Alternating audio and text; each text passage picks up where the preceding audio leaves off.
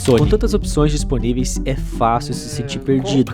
Desde modelos para iniciantes até equipamentos profissionais, a Sony oferece algo para todos. Então, em meio a tantas escolhas, qual câmera é a certa para você?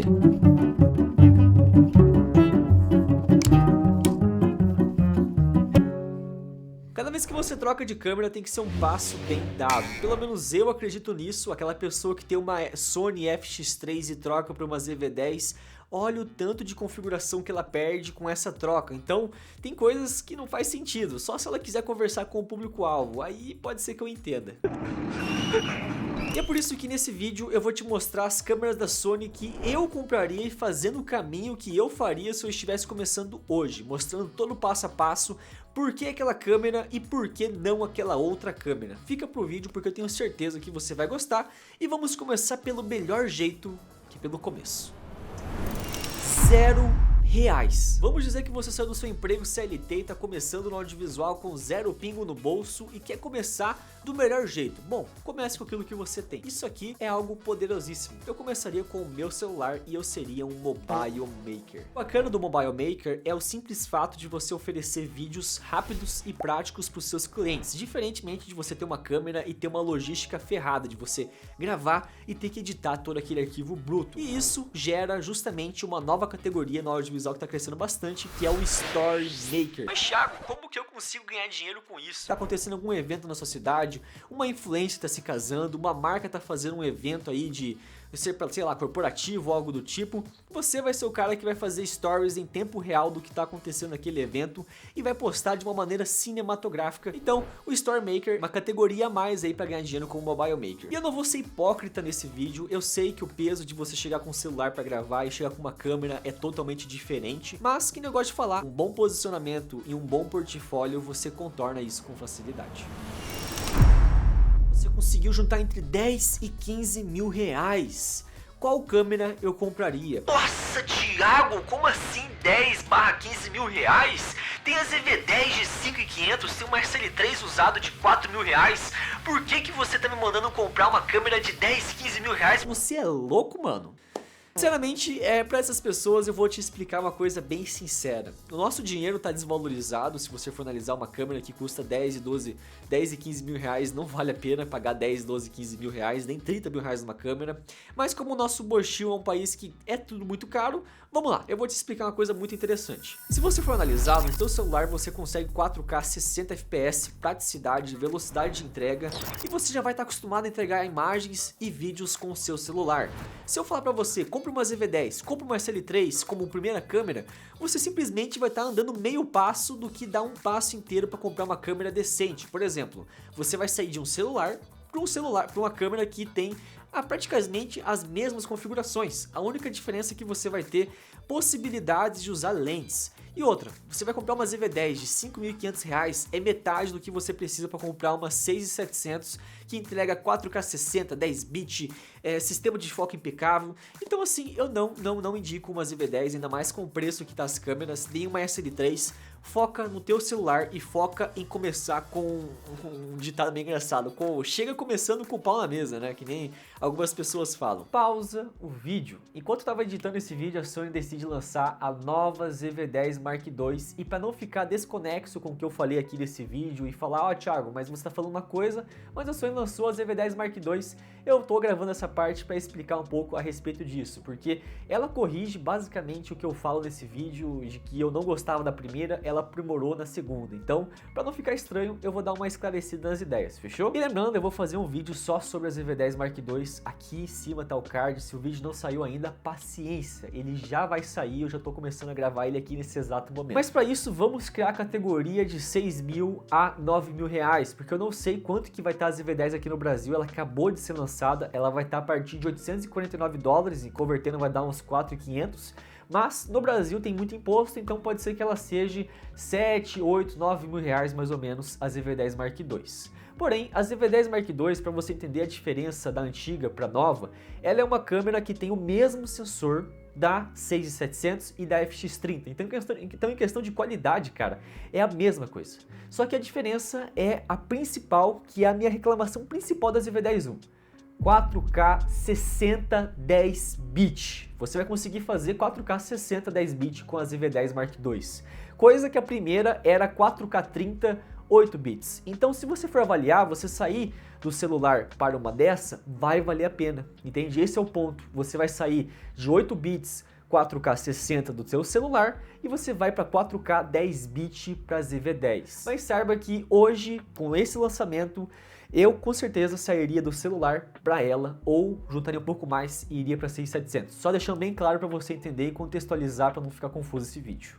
Perfeito? Vamos voltar pro vídeo porque é isso que vocês querem ver. Já que você entendeu o ponto que eu quero chegar, vamos lá. 10/15 mil reais. Esse é o dinheiro do nosso investimento. Mas antes de eu te mostrar as opções de câmeras, vamos entender se você precisa de um sensor full frame ou APS-C. Porque isso, meus amigos, vai influenciar nas suas demandas, nas suas necessidades e até como você trabalha com a sua câmera. Resumindo de um modo bem breve, full frame e APS-C, a principal diferença desses dois sensores é o seu tamanho. O full frame ele é maior do que o APS-C e isso gera algumas vantagens e desvantagens de um e outro. Como o sensor full frame, geralmente ele tem tecnologias mais aprimoradas do que o APS-C e ele entra mais luz e tem um tamanho maior, nós conseguimos ter um maior Dynamic Range, que é justamente a diferença entre o preto absoluto da nossa imagem e o branco absoluto, que é basicamente essa diferença, né? Quanto que a nossa imagem consegue mostrar entre esses dois extremos. O fato do full frame conseguir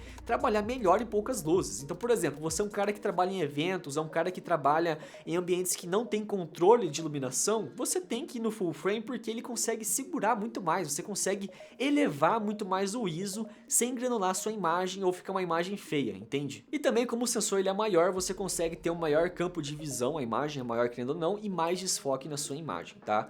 E a desvantagem é justamente o preço e o tamanho da sua câmera. Como o sensor é maior a câmera e também os equipamentos e os acessórios do full frame são mais caros. Agora a vantagem e a desvantagem do APS-C. A vantagem é justamente o preço, principalmente o preço. Tudo no APS-C é mais barato. Enquanto você vai pagar uma lente de 12 mil no full frame, você vai pagar uma lente de 6, 7 mil reais no APS-C. E também o APS-C geralmente são câmeras mais compactas por causa do tamanho do sensor.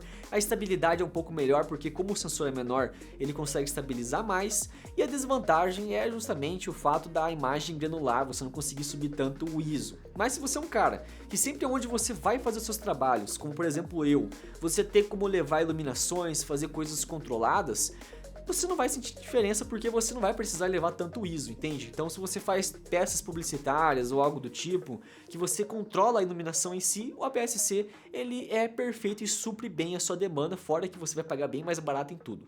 Já que você entendeu isso, vamos começar com as nossas câmeras na faixa de 10/15 mil reais e vamos começar pelo APS-C. Nessa faixa de preço eu indicaria duas, Sony A6700 e a Sony FX30. Essas duas câmeras são duas câmeras que o pessoal está escolhendo em peso hoje em dia e não é à toa, são câmeras incríveis que você consegue fazer trabalhos impecáveis sabendo utilizar elas, lembrando isso, né, que é bem óbvio na verdade, mas são duas câmeras que não tem como eu não indicar da Sony e são duas câmeras que se você começar depois do seu celular, depois que você pegar a prática e a malícia do mercado, você vai estar muito bem e eu sei disso porque eu tenho essas duas câmeras, tá?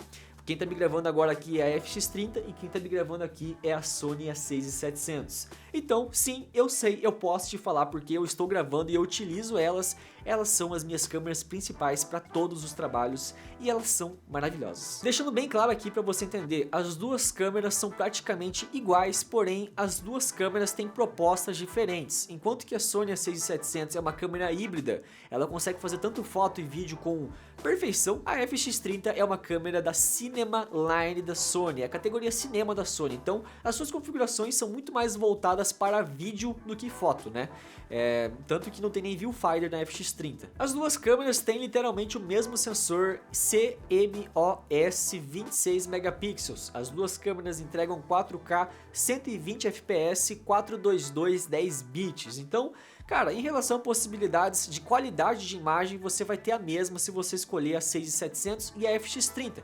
Só que o interessante é que a 6700 ela é 10 mil reais, enquanto que a FX30 no Brasil está em torno de 12 mil, 12.500 mais ou menos. Mas se você começa a olhar um pouco mais, você vai perceber que a 6700 ela é mais barata do que a FX30 e tem uma parada que muda totalmente o jogo, que é o processador IA, que é justamente algo que ajuda a reconhecer objetos, como por exemplo seres humanos, animais, cachorro, essas paradas aí que você sabe. E eu posso dizer com total liberdade, faz a diferença, faz muita diferença, cara. A 6700 é uma câmera que eu gosto muito por causa desse negócio. Ele trava e ele não para, só se acontecer alguma coisa muito brusca na sua imagem, aí pode ser que ele pare, mas ele reconhece com muita facilidade. E a FX30 não, a FX30 ela fica limitada a mais humano, algo do tipo. É muito bom o foco da FX30, mas é aquilo, é uma coisa um pouco comum. E outra, além da 6700 ser muito parecida de qualidade de imagem à FX30, ela apresenta toda a questão de modo de fotografia. Tem o modo Bush, que é basicamente aquele tiro contínuo de imagens. A FX30 não,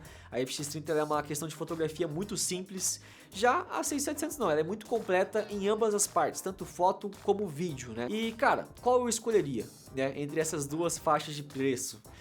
A 6700 é mais barata, tem o processador IA. Eu começaria com a 6700. Se você é uma pessoa que já tem uma câmera, vai na FX30, tá? Aí você vai ter duas câmeras. Por exemplo, se você tem uma 7.3, vai na FX30, foi isso que eu fiz. E eu não me arrependo. Agora, se eu estivesse saindo do celular e compraria uma câmera, a 6700 sem sombra de dúvidas. Na mesma faixa de preço, com a câmeras full frame, nós temos três câmeras bem interessantes. A 7.4, a 7C2 e a ZVE1, tá? São câmeras com duas propostas diferentes.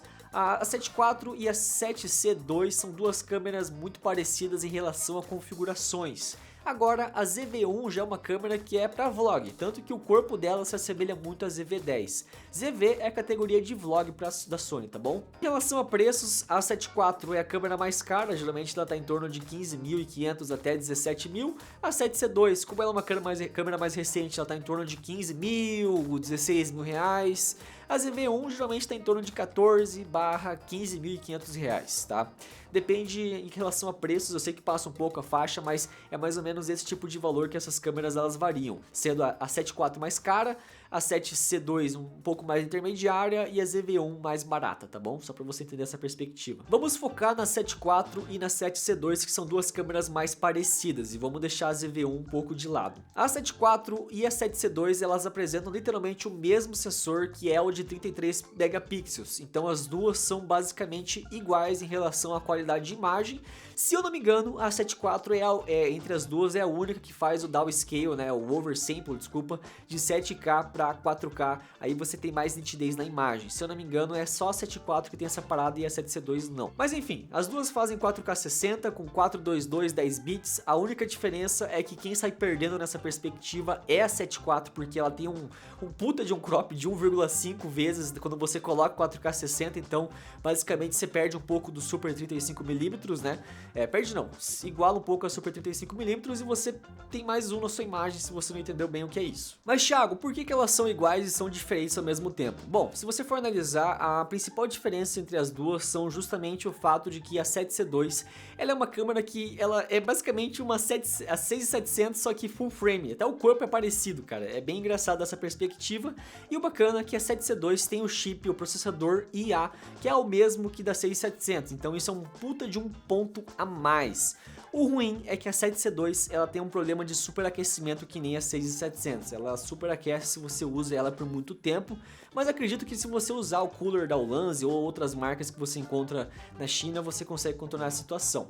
Agora, a 7.4 é uma câmera que eu analiso muito a questão seguinte, ela é mais cara do que a 7C2, ela é um pouco mais antiga do que a 7C2, ela não tem aquele chip de processador IA e ela tem um crop absurdo em 4K 60 fps, quer dizer, um crop de 1,5x. Entre essas duas, Eu iria na 7C2 por causa que eu já gosto muito da 6700, então eu gostaria de manter mais ou menos essa perspectiva e é basicamente o mesmo layout, tá ligado? E também ela é menor, mais compacta e eu priorizo isso nas câmeras também. Ah, eu não falei também, mas as duas são muito parecidas em fotografia, são basicamente a mesma coisa também. Agora, a ZV-1, ela tem um lance um pouco engraçado porque ela tem o mesmo sensor da Sony A7S III, que é o sensor lá CMOS alguma coisa de 12, alguma coisa megapixels, tá bom?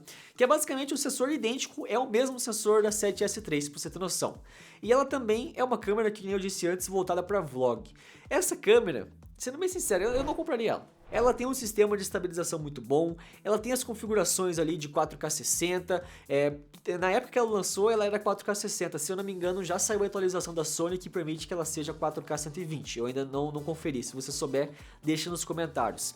Mas assim, a Sony ZV-1 é uma câmera pra vlog, cara, eu trabalho com isso, então eu colocaria no papel o seguinte, não ia me atender. Então assim, eu descarto a ZV-1 e eu focaria diretamente na Sony A7C2, tá? Entre essas três câmeras, sem sombra de dúvidas, eu iria na 7C2 por conta dela já ser o suficiente para me atender e manter uma estética bem legal e entregar uma configuração bem interessante também. Lembrando, todas essas câmeras que eu indiquei aqui para vocês, elas têm monitor flip, que é um monitorzinho que você consegue virar para vocês, se gravarem sozinho. Nenhuma é monitor articulado, só para vocês terem noção que tá tudo certo, já pensei nisso também. Então, uns 25, 30 mil reais, nós temos duas câmeras, que não tem como deixar de mencionar, eu falei isso no último vídeo, que é a Sony A7S III e a Sony FX3. Meus amigos, aqui não tem jogo, tá? Aqui não é brincadeira. Essas duas câmeras, elas são, não é à toa que elas são top vendas da Sony, cara. Elas vendem muito e são muito populares porque elas são muito boas, tá? As duas fazem 4K 120, 422, 10 bits com os melhores codecs, sistemas de foco impecável, estabilização de corpo muito boa, trabalha muito bem em pouca luz, você tem tudo de bom nessas duas câmeras, tá? E cara, sendo bem sincero, eu percebi nessa categoria como que as câmeras estão caras, tá? Enquanto que uma 7S3 no Paraguai tá em torno de 18 mil reais, aqui no Brasil tem comércio vendendo a 25.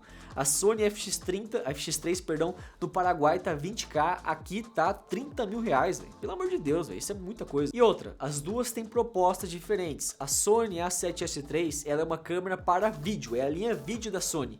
Enquanto que a FX3 é uma câmera da linha Cinema Line da Sony, que é uma câmera de cinema, segundo ela. Tem até um filme feito só com a Sony FX3 que é Resistência, que é bem legal também, eu já assisti. Tem um vídeo sobre aqui no canal sobre esse filme, tá aqui em cima, tá?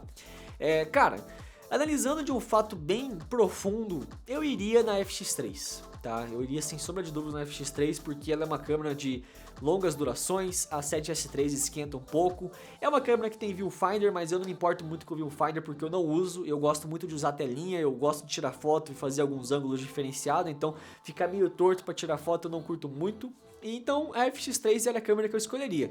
E terminando essa parte de câmeras, eu vou fazer uma leve reflexão para vocês. Quando eu tava com uma Sony A7 III, eu era louco pra trocar de câmera. Eu falava, puta, eu quero pegar uma FX3, eu quero trocar e só evoluir, cara, 4. Cara, hoje eu tô com uma FX30 e uma 6700, duas câmeras excelentes. E eu não penso em trocar de câmera tão cedo. Não penso, porque eu já consigo ter muita coisa. Hoje eu tô aprimorando meu storytelling, minha edição, minha prospecção de clientes, minha criatividade em vídeo em si. E é legal você chegar nesse momento, porque às vezes você tá louco pra pegar uma Sony A7S III ou uma FX3 e você esquece que às vezes você pode ter uma câmera que faz tudo aquilo que você quer e vem um pensamento tipo assim, cara, não preciso tocar agora, entende? Tá tudo certo. Vou aprimorar outras coisas. Você começa a lembrar que existem outras coisas no vídeo. E pra complementar, vamos dizer que eu já tô com uma FX3, tô com dinheiro sobrando, pô, eu vou numa Red, eu vou numa ARRI, eu vou numa Sony FX6, cara, você tem que colocar no papel que quando você sobe de categoria, sempre você vai ter que ter acessórios a mais. Seja armazenamento, seja time, seja computador para editar, seja tripé para aguentar, seja toda a questão de logística que você vai ter. Cara, se você tiver uma Red, pensa bem, cara, olha o trampo, olha o preço que você vai tirar do seu armazém da sua casa pra gravar uma coisa simples, você tem que cobrar o desgaste desse equipamento. Se você for fazer uma produção um pouco mais elevada, você vai ter que ter um time operando aquela câmera, porque ela é uma câmera que tem que ter vários tipos de acessórios. Esse é um nível que eu quero demorar um pouquinho pra chegar, tá ligado? Eu não penso em sair um pouco da FX3 se eu tiver, vou focar mais nela, mas é um sonho ter só pra brincar um pouco, tá ligado? Então assim, é isso, cara, o vídeo de hoje é esse. Se você tem alguma dúvida em relação a câmeras da Sony, deixe nos comentários aqui. Eu quero te mostrar que esse vídeo aqui, você pode investir na Sony. Tem muito pra onde você crescer. As câmeras de entrada da Sony já são câmeras que vão te proporcionar imagens e facilidades riquíssimas, cara. Riquíssimas, de verdade mesmo, né? Então assim, eu espero profundamente que vocês tenham gostado desse vídeo. Foi um vídeo um pouco mais longo, mas bem informativo. Eu espero que vocês tenham sanado as suas dúvidas. Qual câmera você vai comprar de primeira? Eu quero saber aqui nos comentários e por que você vai comprar essa câmera. E eu também quero saber se você discorda do lance do Mobile Maker. Se você vai falar bem assim, Thiago, não, foda-se esse Mobile Maker, eu vou começar com uma câmera e a ZV-10. Eu quero saber a sua visão, fechou? Gente, espero profundamente que vocês estejam bem realizando seus objetivos, afinal de contas é o que mais importa, e nos vemos no próximo vídeo.